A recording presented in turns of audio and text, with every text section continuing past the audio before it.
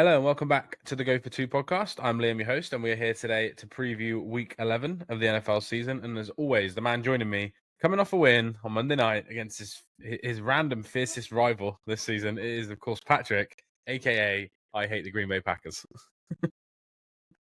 You did well to not get me on there in the midweek, to be honest. It's a breaking news podcast that the Eagles have beaten the Packers. But yeah, there we go. Friday now, isn't it? So I've got to move on now to this week. Like Bill Belichick would say, we're moving on. But yeah, happy to get a win. Yeah, you've got to move on from a 10-7 victory and can't take too much credit for that one. But we are here to talk about week 11. We're recording on Friday afternoon, so we did miss Thursday Night Football in our preview, but we both picked the Patriots minus 11.5, and the Patriots did, in fact, cover by beating the Jets 27-14. Drake May played really well again. The Patriots are our first team in the NFL, up to 9 wins. We are not going to spend too long on this, but any kind of immediate takeaways from you? I know you've watched the short highlights, and we've been fans of Drake May all season. Coming off a short week, it's always difficult, even if it is the Jets with 2 wins. May was mixing in some different things this week. I don't know if you've seen, he'd done a little jump pass that they were talking about his high school basketball days, and then there's one play at the sideline where it looks like he's running out of bounds, and he just does like a little short pass to Diggs, and then he got the Josh Allen and Mahomes treatment from the commentary team, and I was like, they like Drake May. He's next in line of the white guys in the NFL. It's interesting. 9 wins. They're going to be the 1 seed this weekend, unless the Broncos beat the Chiefs, of course. Yeah, crazy season for them, and they've still got one of the easiest strength of schedules remaining. So things are all looking all good for the Patriots. Obviously, defense played pretty well, but statistically, but it is the Jets. Don't think we can take too much away from that. I know Fields had a couple of good passes, but the Jets' offense has not been good. And then the Patriots go from strength to strength. So yeah, I did see a tweet about he's 90% Josh Allen and Mahomes, not quite obviously to 100%, with a sprinkling of Matt Stafford. Oh, sorry, no, he's 90% Justin Herbert and Josh Allen with a sprinkling of Patrick Mahomes and Matt Stafford. A very famous analyst said from PFF. So he is definitely getting the treatment. He's definitely the next guy according to everyone. I think he's top 7 in the league as well, so I'm not taking the mick of those people, but people are all over Drake May this season. Let's see in January, because they're going to make the playoffs now, aren't they? The schedule's easy enough that they should waltz into the playoffs without having to battle now, to be honest. They got another Jets, the Dolphins, and a Giants game. There's enough wins there to automatically be in the playoffs. Let's see what January brings. We shall see. Yeah, they probably need 2 wins, that's it, to make the playoffs, but they're going for a division. They're going for a 1 seed or a 2 seed. So yeah, it's good season so far from the Patriots. On to the rest of the games then. So scores on the doors. It is 81. Oh, hang on. I've not done this. I don't think I've updated it since you beat me on Monday Night Football. Hold on.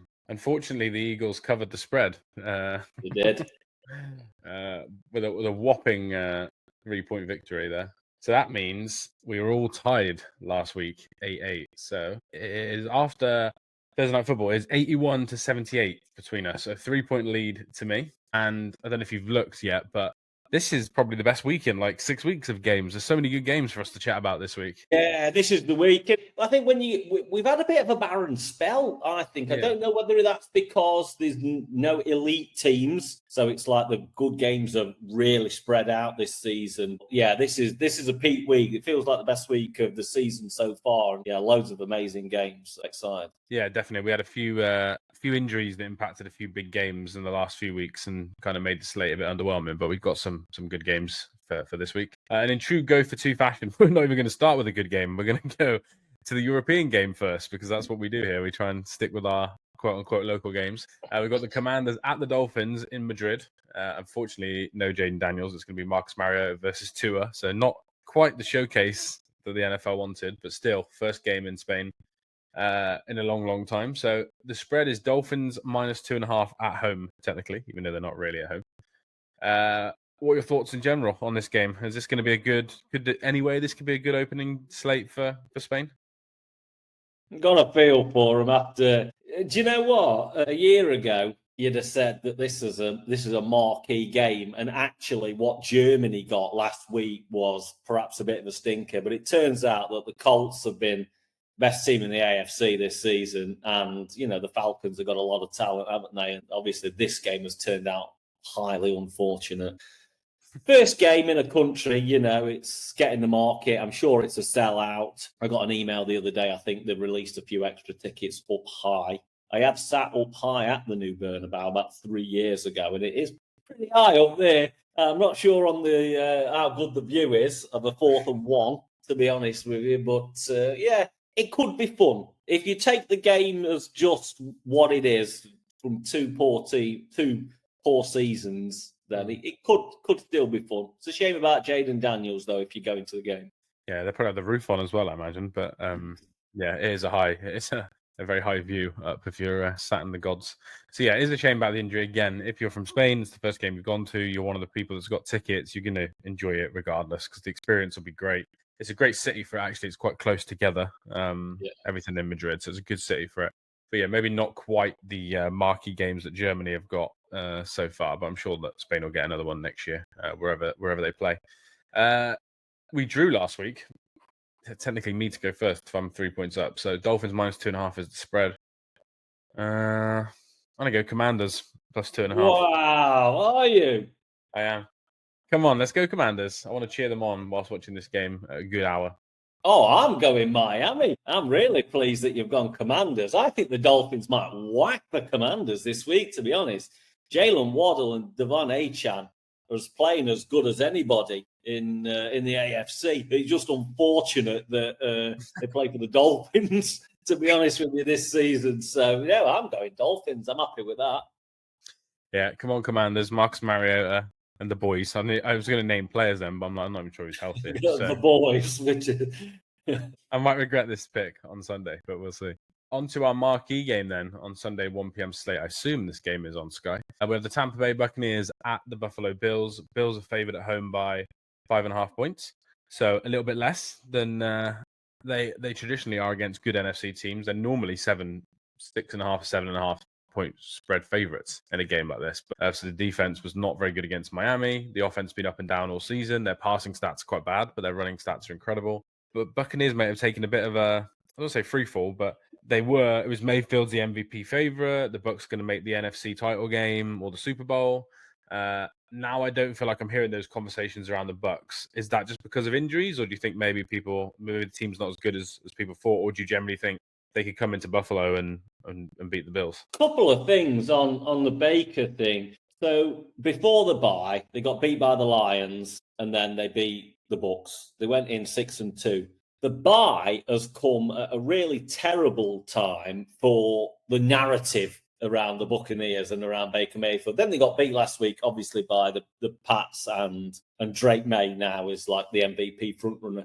I feel like as far as a narrative goes, like that came at a terrible time, the bye, but I think they can come in here and win, to be honest with you. I don't think either me or you are enamoured at all by the Bills. I think the only real difference in the two teams would be Josh Allen being a level above Baker, but Baker has more to work with than Josh Allen. So he can spread the ball around to some more, to better weapons than Allen can. It's just whether the fact that Josh Allen can put a game on his back, and he can win a game on his back if the defense can hold up their end of the bargain for some way. We're not talking about being an elite defense that's going to shut you down to 10 points, but if he gets an average game out of a defense, he can actually win a game on his own. So, but I think the Bucs can come in here and win, to be honest with you. I think Bucky Irving is back this week as well, and I just think, for me, two good teams against each other. It's just a bit of a shame that obviously the Bucs lost last week and are coming off the bye, and they feel like they've taken that step down. But this week we'll find out whether they actually have or not. But if they win this game, the narrative will just completely switch again, won't it, for Tampa Bay? Yeah, I think it's a good shout about Bucky Irving. Rashad White's not played great this season. We haven't spoken about him, but Sean Tucker, the other running back, who's a bit of an athletic freak, he's played pretty well when Bucky Irving's out. So I'll be interested to see how the carries get divvied up. But they're probably going to be aggressive and run the ball right in this game. They've got a pretty good offensive line, even with the injuries. They're very good. Not last week, but before last week, very good on third and 1, 4th and 1.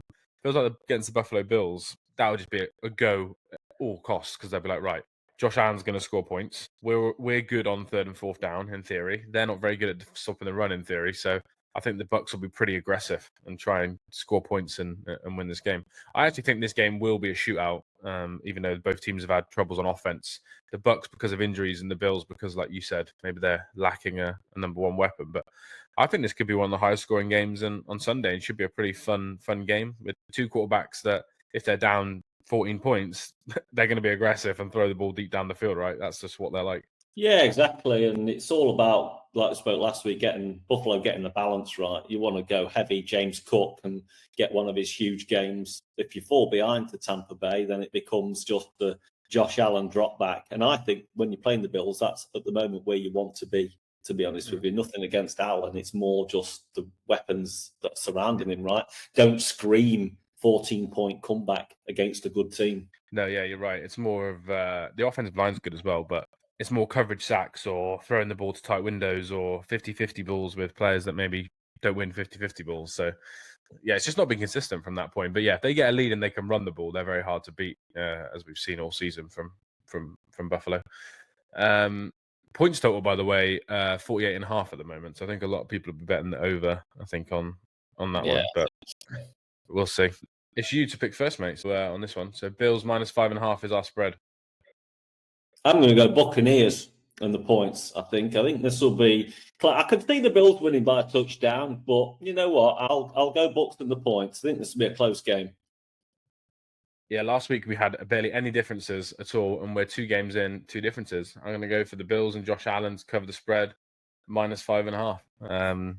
Just because of that reason. Josh Allen is Josh Allen, and I'm not quite sure the Buccaneers' offensive line and weapons, with all the injuries they've got, are going to be quite good enough if Allen plays to his best level. So I'll go for Bills -5.5. We'll say that win, it's a good hedge for me. So. If the Buccaneers win this game, you're getting Josh Allen on the road through the playoffs, and they're probably not going to have a home game.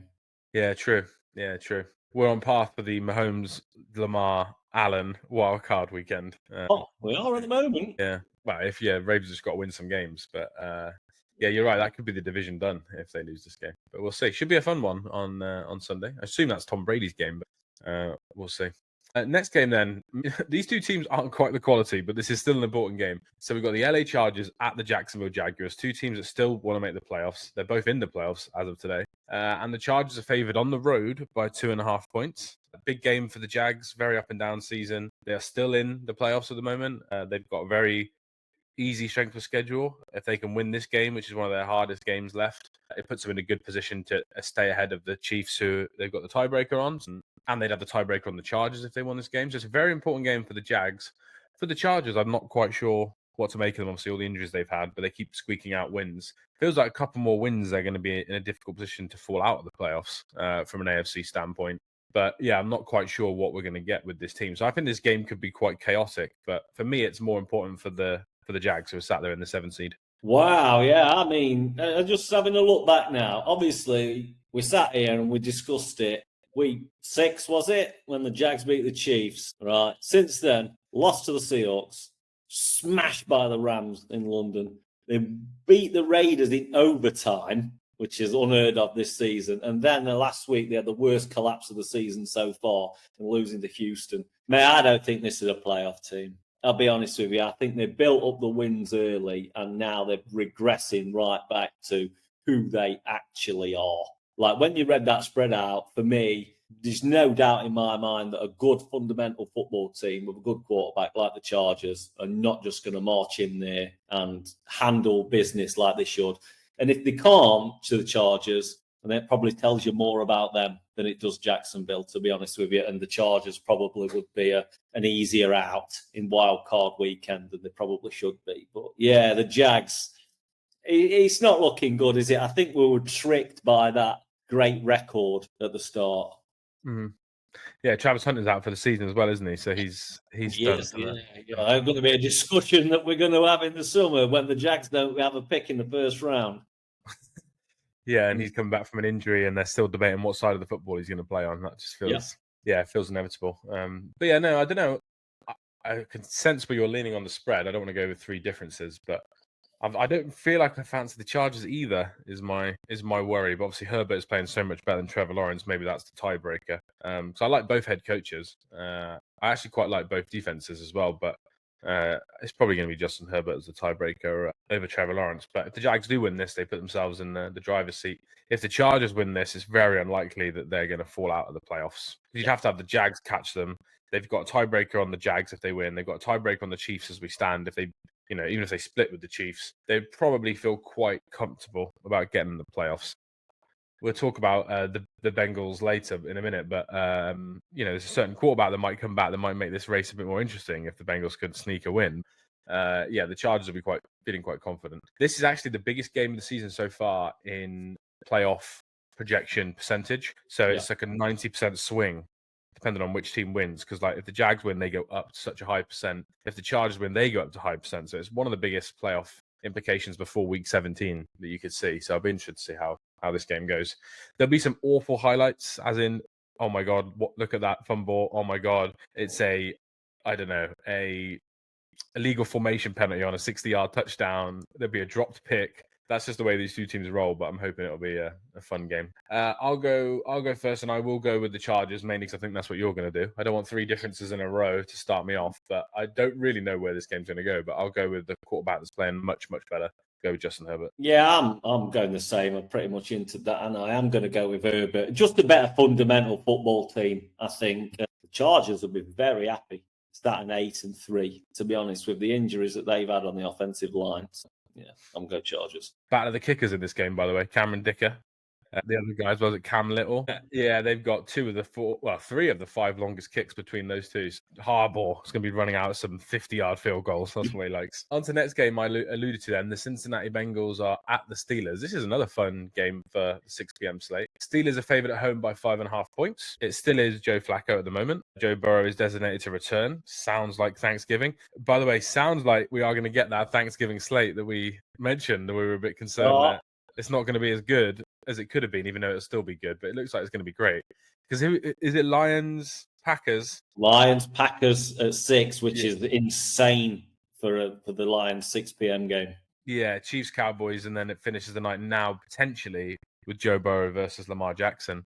Before we go into this game, I think that is a sneaky big storyline if he plays in 2 weeks, because that makes the wildcard race very entertaining, and it actually opens up the AFC North race. Everyone keeps thinking Ravens are going to catch them.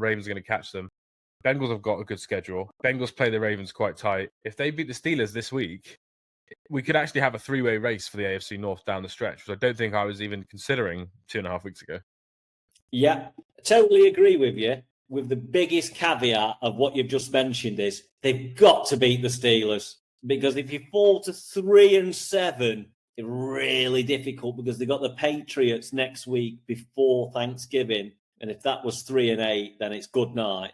But yeah, I've also completely let's go this week. I think they can win this week, because I think maybe that jolt of that coming back is. But is it going to? Can he play in the secondary, Joe Burrow? I'm not sure, because they let 39 against the Jets and 47 against the Bears, and that's 2 weeks in a row. We're not even going back anywhere earlier in the season. We're going last 2 weeks. Yeah, it is the worst defense in the NFL, I think. Yeah, it true. Is. I've completely made up their easy schedule, by the way. They have got an easy schedule. Oh, God, I've got it up. Compared to their rivals, they've got an easy schedule for the whole season. But that's basically because they play the Browns, Cardinals, and Dolphins at the end. Their next set of games is Steelers, Patriots, Ravens, Bills, Ravens. That's as hard as it gets. All I'll say is if they beat Ravens, Bills, Ravens, I'm gonna have to log off Twitter for the Joe Burrow is the best quarterback takes. Let's just leave. I'm gonna have to log off, because that will happen.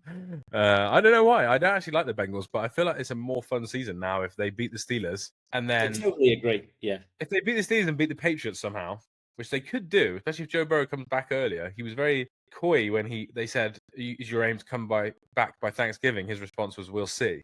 But I think that's the last game he can come back with the IR designation. After that, he's not allowed. So I'm almost wondering, is he going to come back a week earlier against the Patriots and say, right, let's just beat the Patriots, go into the Ravens game, whatever that record would be, 6-7.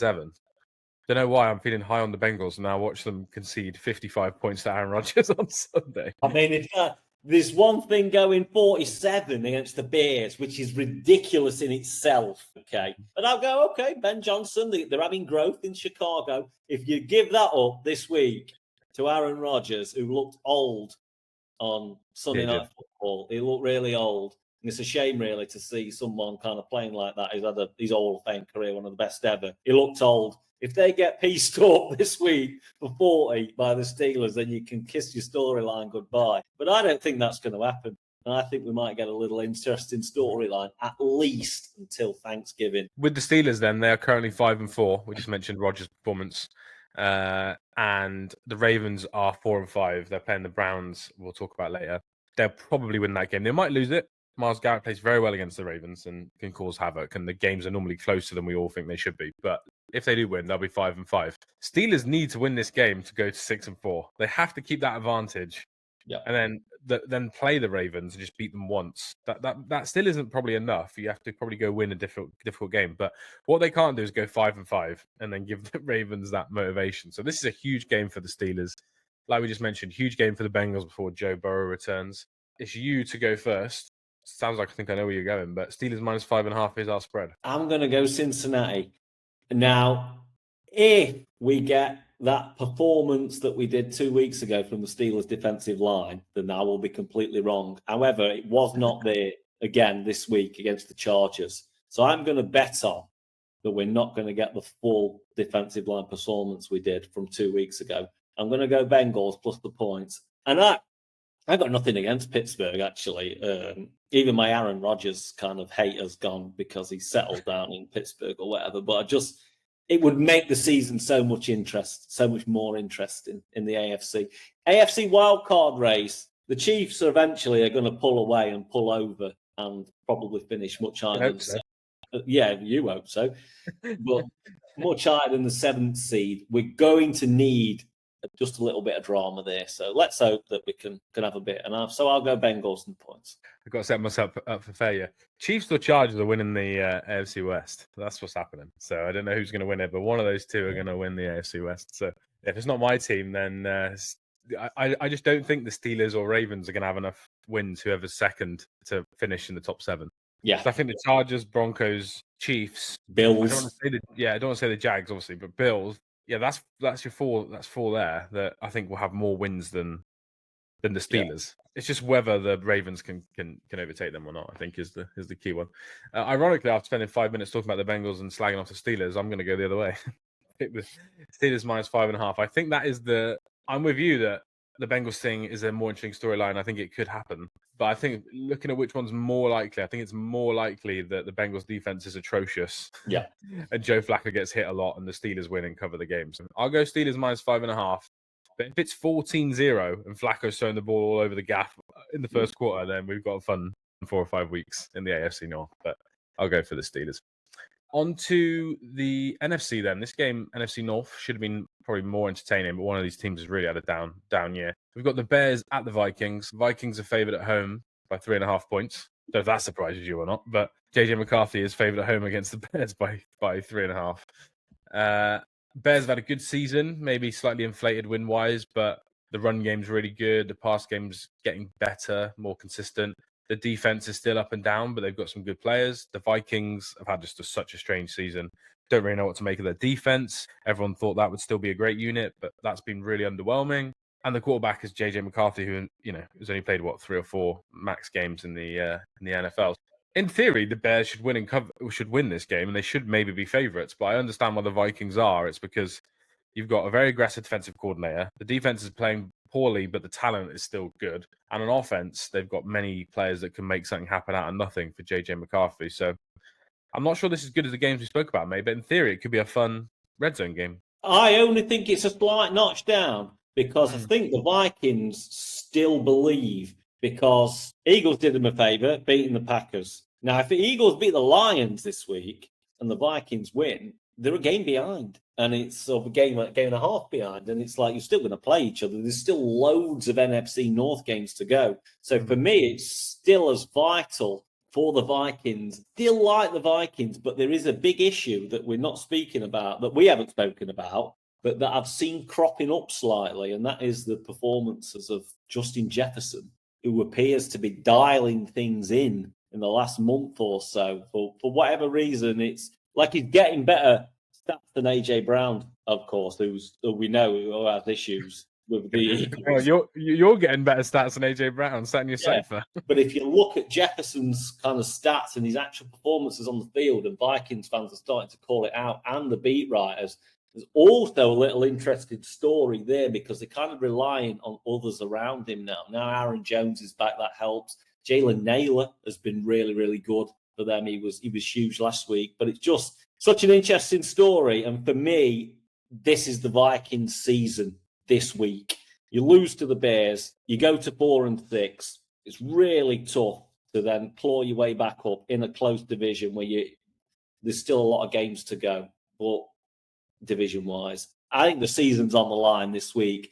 JJ McCarthy versus Caleb Williams I still believe that maybe this is a game where you believe that JJ McCarthy can make enough plays to win a game. Especially with Aaron Jones and Mason back. So the run game should be a bit more balanced than probably it has been when Mason has to take every single carry. Yeah, it's a good shout. We've not really spoke about that. Obviously, just Jefferson was amazing in London, but then since then has taken a bit of a decline in some of his performances. Naylor was good last week, like you said. Hockenson as well, not having a good season. Again, coming back from the injury as good as maybe people probably thought. But yeah, that's an interesting one. Maybe I've undersold the game a little bit, but yeah, I just don't know what to make of the Vikings. I need to see 2 or 3 weeks where the team looks similar, like in a row. They don't have to be world beaters, but they seem to be good and terrible, good and terrible. There's not much in between, so I'll be interested to see how this one looks. I'm still not really a believer in Caleb, though, unfortunately, and maybe that's my Mahomes Caleb draft comparisons still going in my head. But it's me to pick first, so I've already written down Vikings -3.5. Not because I really believe in them, but you're not gonna have the team with the better record winning every game, which is kind of what I've got. So I'm going to go for the Vikings to win and cover the spread, and I think they'll cover the spread maybe from a couple of turnovers from the Bears.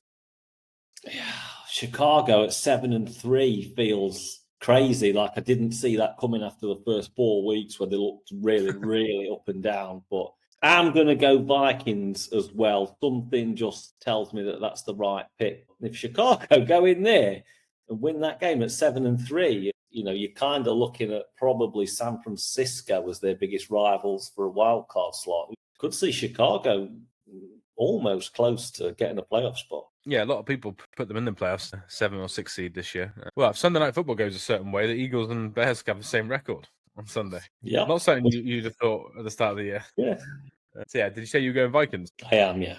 I feel like we have not believed in the Bears all year, so I feel like in 3 or 4 weeks we're going to have to reevaluate that and either see if we were right or if we need to adjust our priors on that. That's our treat, by the way. After the big long Thanksgiving slate, I don't know if you remember, but it's Eagles Bears at 8 p.m. on Black Friday. Black Friday, yeah. I don't know if I'll be watching that game. You will. Come on. The thought of Caleb turnovers and tush pushes on the Black Friday, I don't know if I need that one.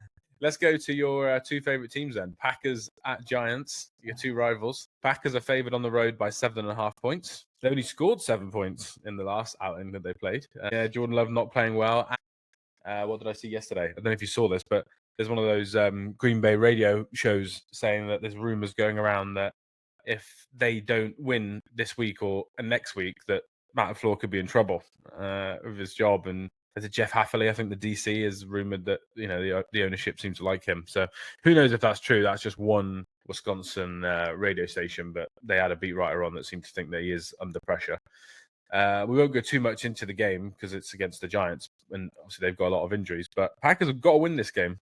I would say they haven't got to cover, but I think ideally they've got to win and cover and actually look like a good football team again. Because much to your joy, they are not playing well on both sides of the ball.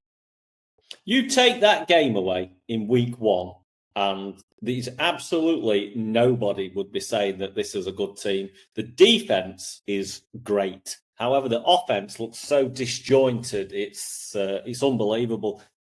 It's all about, obviously, our game is the spread. This week, this is one of the biggest games, even though it sounds ridiculous that the Packers have to win it. The Vikings and Bears playing each other. The Lions, if the Lions beat the Eagles, that is huge implications in terms of seeding in the NFC because the Eagles have already beaten several really good teams like the Rams, the Bucks, and the Packers to get the seeding above them. So the Lions kind of grab that back. Then it becomes really difficult for the Packers with their tie to kind of go above that. I mean, it's so important, and they just need a get-right game, but we're up against Jameis Winston. He's back.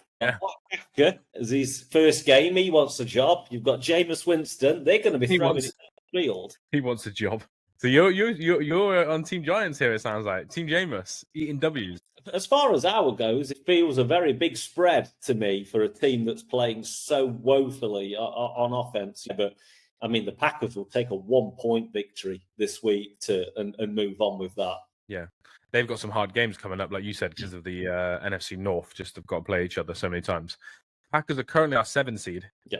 They have a 71% likelihood to make the playoffs. If they win, it goes to 77. Not much change. If they lose, it goes to 57. So they lose 20% probability from this game because of how hard the games are coming up. And the fact, no matter what happens with the 49ers injuries, they still have an easy schedule compared, the Bills and 49ers, even though it's not as easy as it was in week 1, they're still easier than what the Packers have got. Yeah, they're in it's a big moment for them.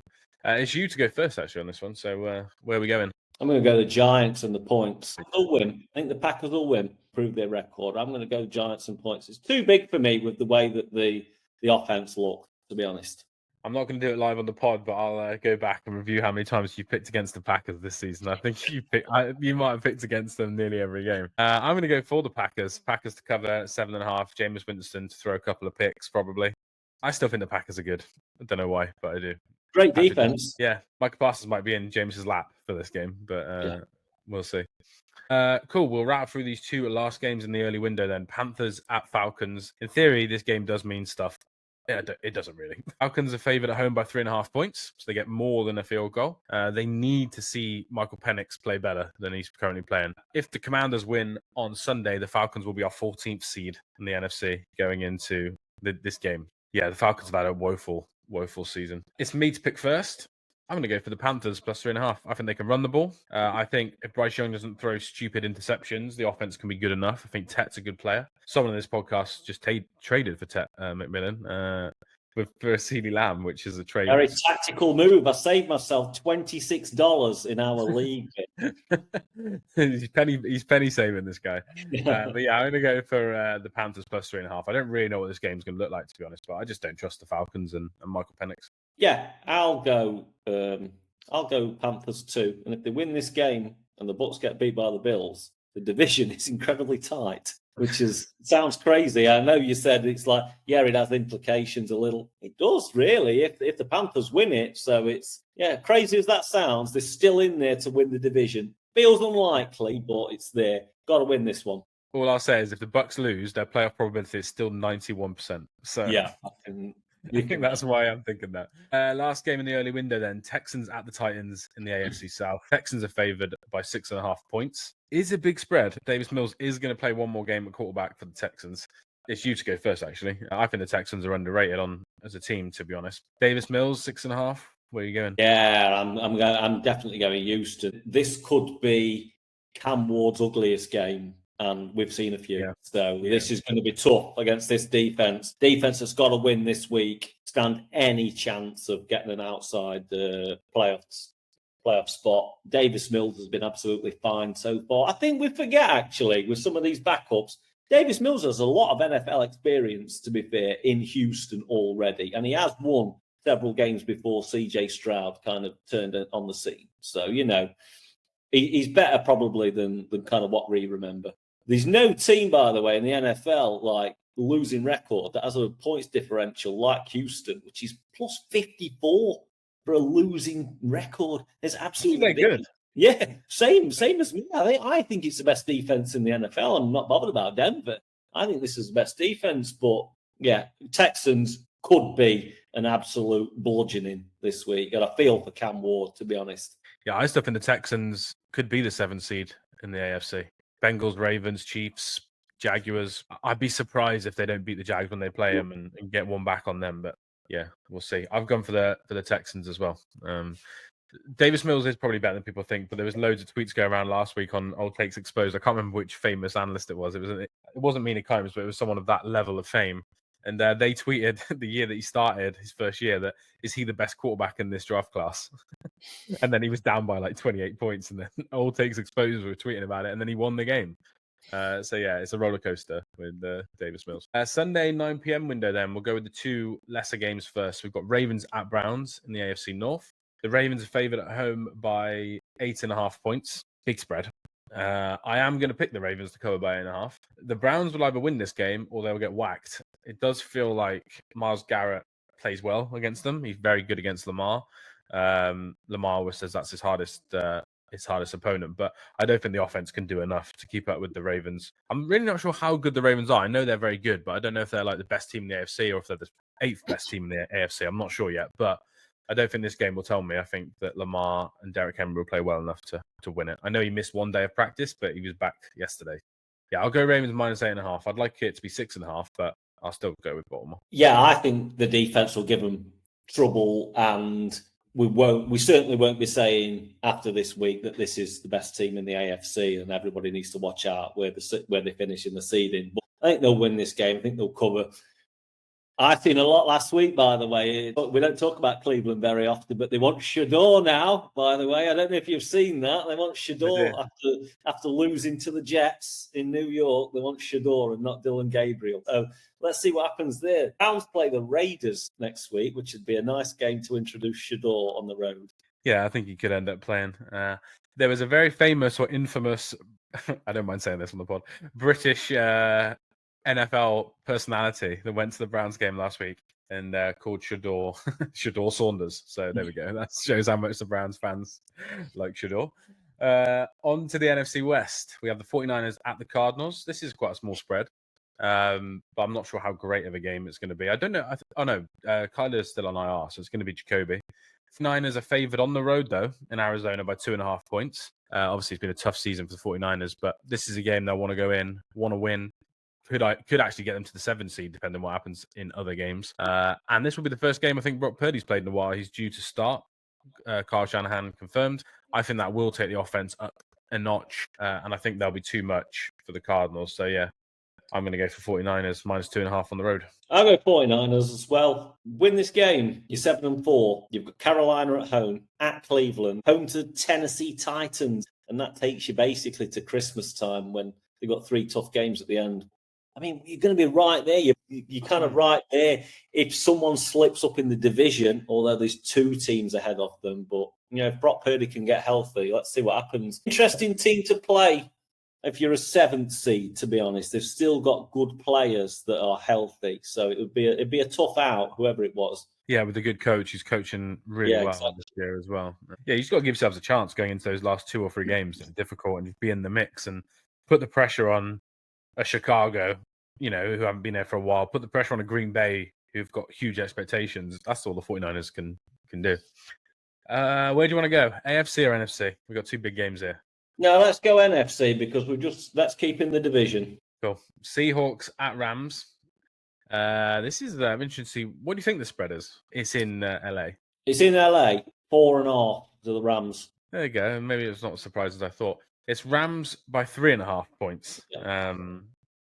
I know the Athletic Football Show, their title of their episode last week was Seahawks and Rams on a NFC title collision course, I think their title was. The Ringer put these 2 teams, these 2 plus the Eagles, as the best 3 teams in the NFC. Obviously, division rivals, they're both trying to win to get home playoff games. The Rams, I don't think home field matters as much, but Stafford would rather play in a warm, with his injuries, would rather play in a warm climate in the playoffs. The Seahawks have got probably the best or one of the best home advantages in the league, so they'll want a home playoff game. This game is super important, mate, and I think, with the way they play, kind of heavy play action, lots of tight ends, 2 defenses that rush the passer, hit people really hard. Seahawks defense is really good. Rams is probably just good, but this should be quite an exciting, aggressive game. But I don't really know if it's going to be a 2017 with loads of long drives or if it's going to be 33-30. I'm not quite sure what football game we're going to get. But either way, I think it'll be a fun watch for the neutral. Yeah, I saw something really interesting that maybe leads me to believe that a long grinding game would suit LA is that they're playing 60% of 13 personnel, which is 3 tight ends on the field, the Rams. Yeah. And obviously the run game and the little play action game from that has been absolutely ridiculous. I think the Seahawks would be great quick hitter because they can score in a flash, Seattle. So it's a long grinding game may suit the Rams more.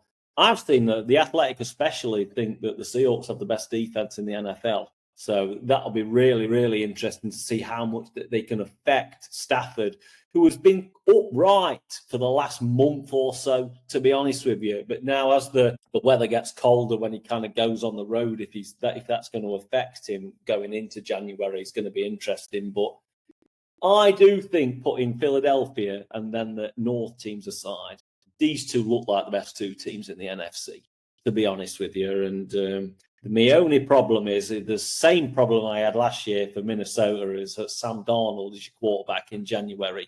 However, he looks exceptional, so you cannot take that away from him from the last two regular seasons, can you at all? Jackson Smith-Njigba just looks ridiculous. He looks like already a top 5 NFL kind of wide receiver. Just if you remember, his first 6 weeks in the league were like, this is slightly underwhelming, but then since then it's been like boom, and he's just showing everybody. He was just a slot wide receiver at the start, wasn't he? And now they use him all over, and he's down the field and everything. He's everything. So this is such a great game. It gets a 20-minute head start on the Chiefs game because it starts at 9:05. So we do get a little bit of a split on that. So it should be able to. That is criminal, by the way, though, for in terms of importance of the game. That this is because this will still be on when some of the earlier games are finishing as well. This is a big game.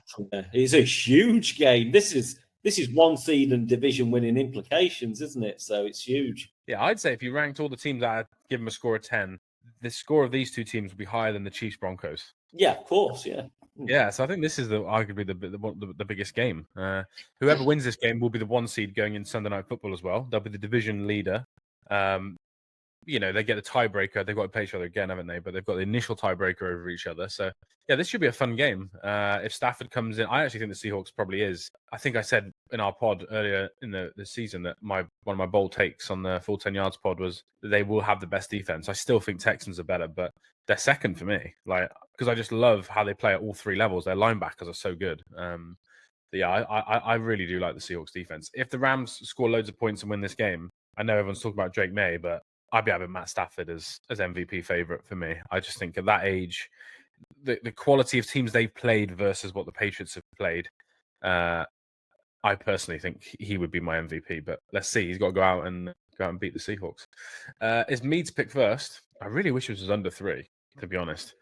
I feel like this could be a field goal game, which means you should pick the Seahawks. But I think if you look back at my track record, I would have picked the Rams every single week. So I'm going to carry on with that trend and go for the Rams as I head towards my Rams-Chiefs Super Bowl dream. And I'm going to go for Rams minus 3.5. But I could see Seattle winning, but I'm going to go for the Rams. I think both teams are going to split and win at home each. I'm going to go Rams this time, minus 3.5. Yeah, it's hard to bet on in real life, that is, because I don't think you want half a point because McVay's not the most aggressive man. He'll kick a field goal. He will definitely kick a field goal. But for our game, I think it's a good shout. On to Denver then. Bo Nix versus Patrick Mahomes. What a battle for the ages. The Chiefs are favored on the road by 3.5 points in Denver. I don't know if that surprises you or not. But currently the Denver Broncos are our 3rd seed, 8-2. I think they've won 8 games in a row, by the way. They've got the longest streak in the NFL. If they win this game, they have a 99% playoff probability ratio, which is quite fun. If the Chiefs win, they have 85%. If the Chiefs lose, they have 60%. So it's a big game for the Kansas City Chiefs. I'm biased, so we'll start with you. You take this wherever you want. Where do you want to start with this game? Let's start with the spread, which I think is probably fair until Denver have proven it, right? I think Kansas City, however their seasons go in the next few years, will always kind of get the historical kind of favourite on the spread. And I think that's warranted. Denver, incredible defense, turgid offense. And I think that is going to be the problem, because if we just skip ahead a little bit to this, they play the Commanders, the Raiders, they got the Jags in there, and you think that's enough to get you to the playoffs. But the way that they look on the field on offense is certainly not enough to win a playoff game. I think that this is so important for Denver. Obviously, the record of the Chiefs would say to me that this is super important for Kansas It City. is super important for my You mental do health. not want to go 5-5. That is ridiculous to say. However, for Denver to know that in that big running streak, beating the Eagles when they were behind the whole game, and the Eagles had one of the worst fourth quarters anybody's played this season. They've not really beaten a top-tier team. This is now the time to prove it in your own division against the Chiefs. I think this is a super exciting game. I got a feeling it might look really ugly for Bo Nix, to be honest with you. I don't know whether we can see any fourth quarter historics from him this week, to be honest with you. Not with Spags. He's going to throw something at Bo Nix. Maybe he's not seen this season or whatnot. But for me, I favour the Chiefs.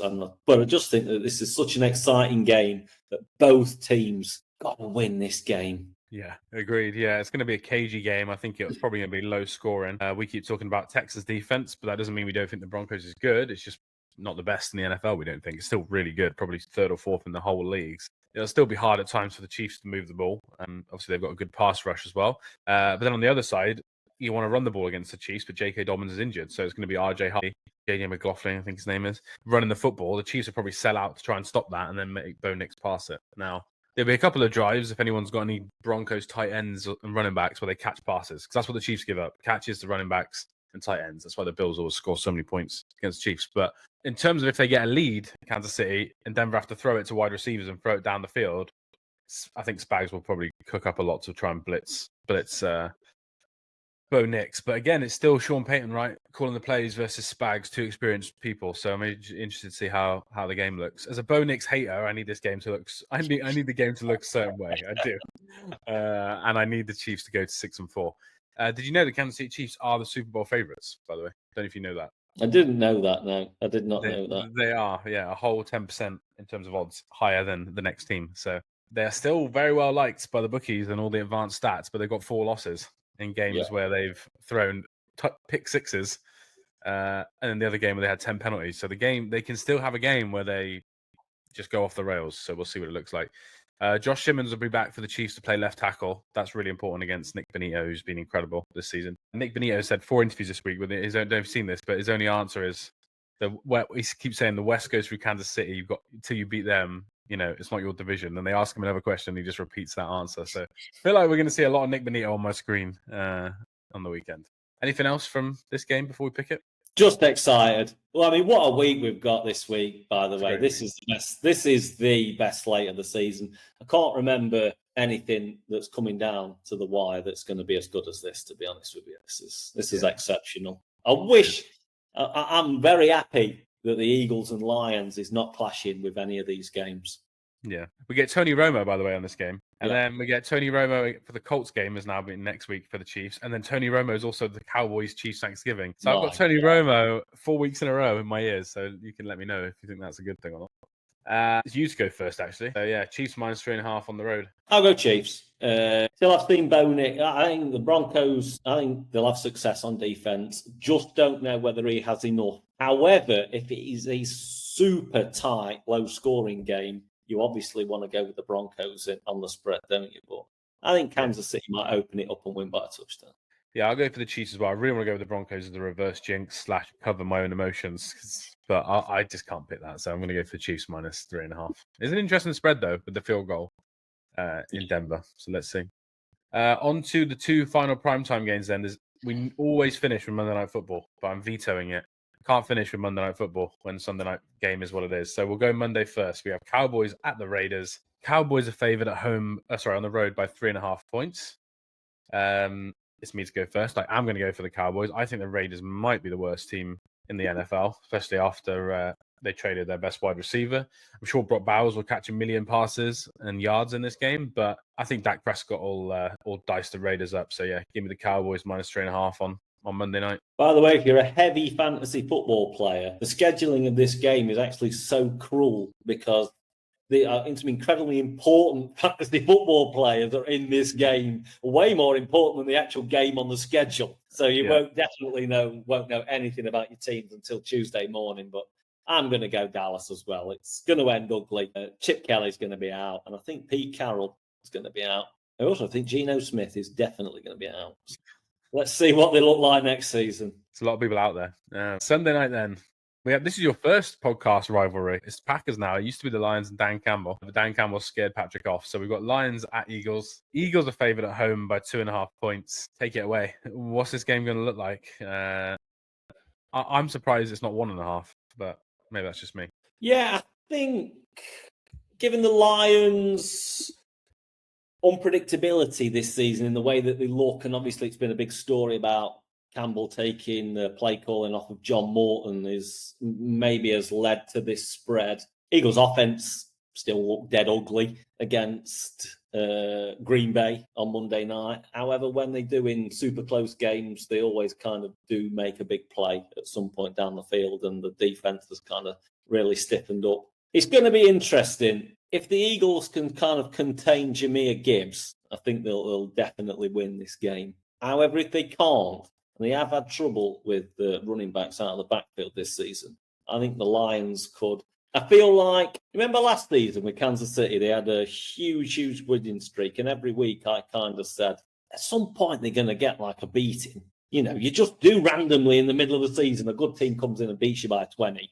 Happened to be the Super Bowl in the end, but it's like, I feel like the Eagles are actually due to get whooped from somebody, and the Lions are built like a team. Unlike Green Bay, the Lions are built like a team that can do it. Because if the run game gets going with Gibbs, that opens it up for Amon-Ra St. Brown and just down the field. And I don't have the greatest feeling about this game. I'm very content that the Eagles are going to win the division, just as a fan, though. So I feel like that is secure. Home playoff game is secure. And for me, that gives me confidence going forward. This week, I do have a feeling of impending doom. However, I did say to you last week I'd be happy to split with the Packers and Lions, and I've got my win already. Yeah, the one you wanted. No, I think that's all fair. It was interesting. Obviously, Dan Campbell called plays last week. Jahmyr Gibbs took a step down in terms of touches as well, which is interesting. Yeah. We had a lot more touches with Campbell, so we'll see if that trend carries on. But Gibbs did get a lot of the passes out of the backfield, like you said, which is what the Eagles do sometimes struggle with. So I'll be interested to see how much they run it. They had a lot more play action with Dan Campbell calling plays because David Montgomery was on the field more running the ball, and teams kind of knew that, thought they were going to run, and then they didn't in that one game. So I'll be interested to see how this game even looks. Another week of him calling plays, does it look as good as it did before? Do they carry on these trends, or was that a one-off? So yeah, I think it's going to be exciting to watch this game from a Lions perspective. The Eagles, it's just the offense is what it is, I think. It might have that run in the playoffs again where it's really good for 3 or 4 weeks, and it might have that run starting Sunday where it's really good for 3 or 4 weeks, but they're not going to be a consistent offense down to down. It's just not what it is, but they're an explosive offense, and the Lions do give up explosive plays. Should be fun. I think Jameson Williams as well, by the way, player they targeted a lot more. I'd be interested to see if that carries on or if that was just a one-off trend against that defense. But yeah, I still expect AJ Brown and Devontae Smith to get theirs in this game, and it probably will be a high-scoring game, I think. Let's pick the spread then. Who is it? It's me to go first. I carry on my trend. I'll go for Lions plus 2.5. I'm going to go Detroit this week plus 2.5. One, because you've got it, and two, because I do have a feeling of impending doom for this game. But Eagles' schedule is okay enough for the rest of the season to know that we're going to win the division. So then we'll see where the North can battle each other and beat each other as far as where the seeding goes. I think the Eagles might get 2 seed. Yeah, I should have picked the Eagles, really, if I knew you were going to pick Detroit, but then you'd have picked the Eagles. Let's hope it. Again, what another great game. There's so many great games. This week's really, really good for Week 11. There's a couple more in the future that's really good. The Thanksgiving week is good because the Sunday's got a couple of good games, like we just mentioned. Thursday's got 3, Friday's got 1. So there's a few more good weeks coming up, but this week is really good. After starting with loads of differences, the last 8 games we went the same on, but our differences are all in the 6 p.m. slate, which is good because we're not watching our team, so we can really WhatsApp each other grief for every single pick. I did pick the Commanders plus 2.5. Patrick picked the Dolphins minus 2.5. I picked the Bills minus 5.5. Patrick picked the Bucks plus 5.5. I picked the Steelers minus 5.5. Patrick picked the Bengals plus 5.5. I picked the Green Bay Packers minus 7.5. And Patrick picked the G-Men plus 7.5. So we got 4 differences, a 3-point lead. It could all swing on Week 11, which is exciting. Yeah, some good games there to have differences on as well. Yeah, it should be a fun weekend of NFL action. And that is it for today's episode. Remember, you can go follow us at Go42Pod on Twitter /X. You can go follow Patrick as well at MugsNFL for any of your NFL-related either mugs, hoodies, t-shirts, whatever you guys want to buy. Hope everyone enjoys this week, and we'll be back next week to talk about all the action from a fun week 11. Speak to you soon, everyone.